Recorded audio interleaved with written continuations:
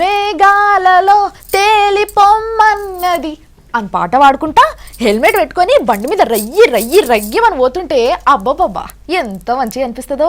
కానీ పెట్రోల్కి పైసలు కట్టేటప్పుడే చర్రంతా పానం గుంజుతుంటుంది కదా.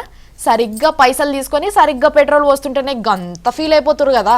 మరి గీ ముచ్చట చూసినాక ఏమంటారో ఎంత బాధపడతారో. అంటే మిమ్మల్ని బాధ పెట్టాలని కాదు, నిజాలు చెప్పాలి కదా, అందుకే చెప్తున్నాం, తెలుసుకోండి. పెట్రోల్ పంపుల కథ బయటపడ్డదివా. ఒక్కొక్కసారి మనం లీటర్ పెట్రోల్ పోసుకొని 50 కిలోమీటర్లు పోయేది ఉంటే 30 కిలోమీటర్లు పోగానే బండి అయిపోతుంది. అరే ఇప్పుడే ఓపిస్తే కదా అని మనం అనుకుంటాం. అస్సలు కథ పెట్రోల్ పంపుల కాడనే ఉన్నది. మనకు పెట్రోల్ పోసేటప్పుడు ఒకడేమో ఇటు దిక్కు నిలబడి పైసలు తీసుకుంటాడు, ఇంకోడు ఇంకో దిక్కు నిలబడి పెట్రోల్ పోస్తాడు. ఒకడు మనం మీటర్ దిక్కు చూడకుండా మన చేతులున్న పైసలు మన ముంగట్నే లెక్క పెడుతుంటాడు. ఇంకోడు మన సూపు పక్క పోయేటందుకు పక్కోనే తిడుతుంటాడు. మరీ చూసే వరకల్లా పెట్రోల్ మాయం చేస్తారు. ఇగో ఇదివరకు దాకా ఇట్లుంటే పెట్రోల్ పంపులలో మోసం. కానీ ఇప్పుడు పద్ధతి మార్చి రాళ్ళు కూడా కొట్టక తిట్టక మట్టలు వలగొట్టినట్టు. పెట్రోల్ బంకులల్లో మీటర్ సెట్ చేసి సున్నా చూపించేటందుకు లోపల షిప్పుల సొంటి ఉంటాయట. అచ్చం గసొంటి షిప్పులే డూపు పెట్టి రీడింగు తప్పు సెట్ చేస్తున్నారట ఇప్పుడు. ఇక అవి పనిచేసేటందుకు రిమోట్ అసొంటిది పెడతారు.